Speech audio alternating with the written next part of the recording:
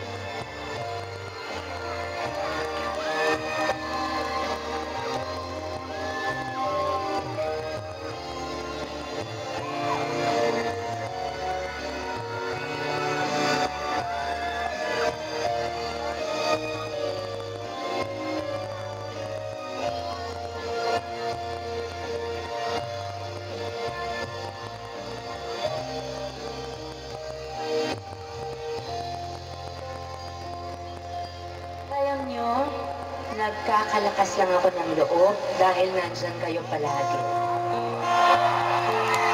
Kaya sabayan at samahan niyo po ako sa ating Mega Drama.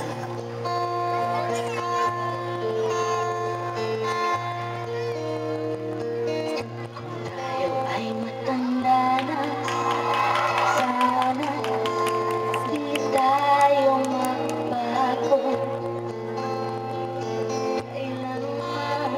Nasaan ito ang pangarap ko? Makuha mo ba kaya ako'y hanggang